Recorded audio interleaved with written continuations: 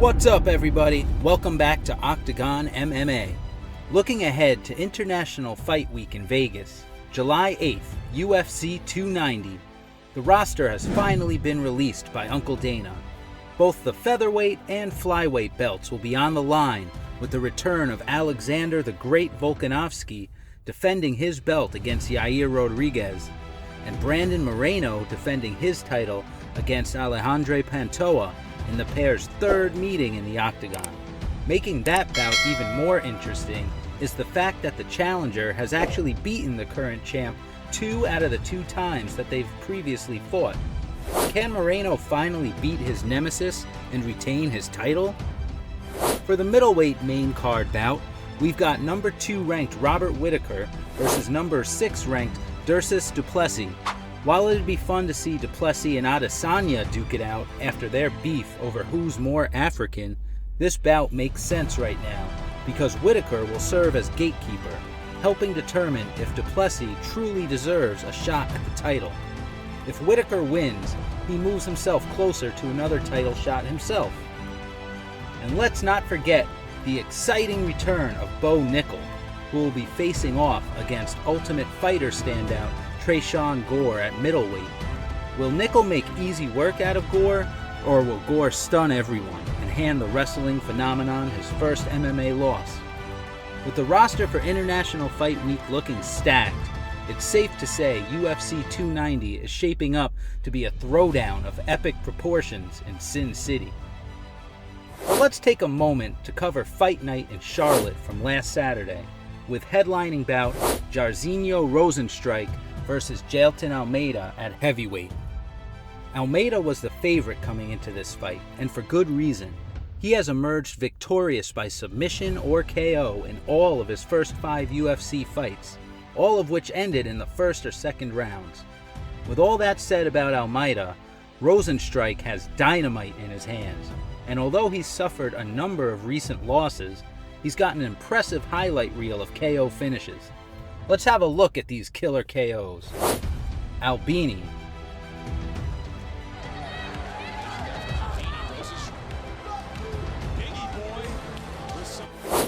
Crowder,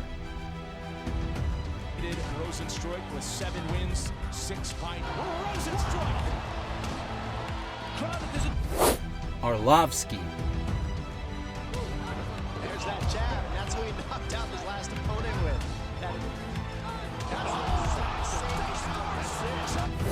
Overeem, 15 seconds for Rozenstruik to really make a statement here. Yeah, I mean, even if he won the last 2 rounds, did he win any of the beginning ones? Oh my God. That was wow. Overeem bounced right up. Dos Santos, Right hand by Rozenstruik, clean.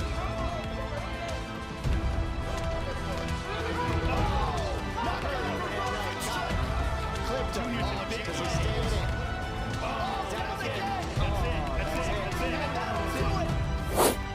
and Sakai.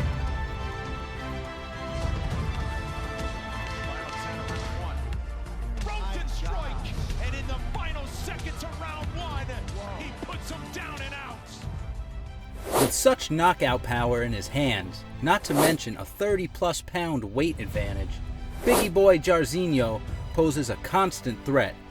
But Almeida made light work out of Rozenstruik, taking him down with ease and submitting the big man by rear naked choke shortly thereafter. After this impressive victory, Jailton moves up the rankings 3 spots to number 6. Although he's not yet into the top 5, I have no doubt Maladinho can give any one of them a run for their money, and might even present the biggest challenge to Johnny Bones. Now let's take a look at the aftermath of UFC 288 in Newark. Gilbert Burns has released some info on the extent of his shoulder injuries sustained in his battle with Bilal Muhammad. Here's Dorino's take on the injury. So he kind of got the distance real quick, and I was looking to counter his shots with the takedown. And then whenever he tried to kick, he jumped to a takedown.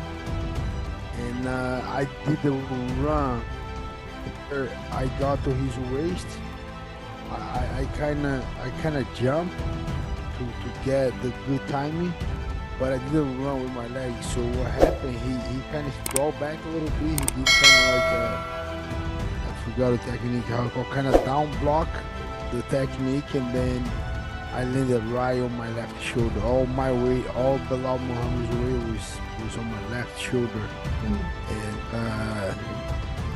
from that on was so hard to kind of clean my mind and accept that I was hurt. Burns has partial tears in his left acromioclavicular joint, his left deltoid, and trapezius. He also has minor sprains in vertebrae C4 and C5. It's remarkable that Burns managed to soldier through 4 more rounds after the injury, but that toughness is what we've come to expect from Burns. He's looking at least a few months recovery, but is hoping to avoid surgery for now. Fingers crossed he makes a full and speedy recovery.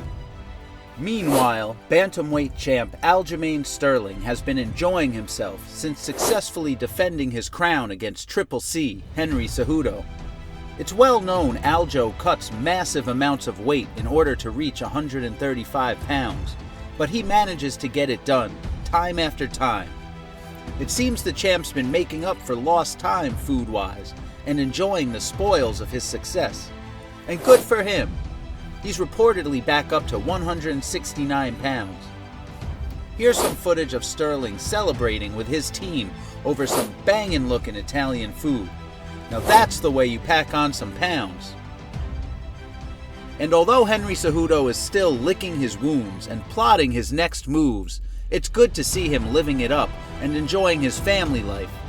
The former 2-time champ shared that he and his wife are expecting their second child, and this time it'll be a boy, balancing out the Cejudo household masculine and feminine energies. And lastly, I saw an Instagram post last week that really gave me a good laugh, and I want to share it with you guys. Our beloved ring announcer, Bruce Buffer, released a statement and video on how he prepares himself before a match. I like to call his pre-event jig the Buffer Shuffle, and here's what he has to say about it. People ask if I rehearse before a show, which I never do. I like to warm up in the octagon to be ready to roar, especially before the main events, such as here at UFC 288. When I'm about to announce our Octagon Warriors, I put myself mentally and physically into my own buffer zone mode to give them all the passion and energy I can to take them to a higher level than they already are, while blocking out all around me, allowing me to solely focus on the fighters when I go face to face with them, looking into their eyes of the tiger. It's time! #BuffLife.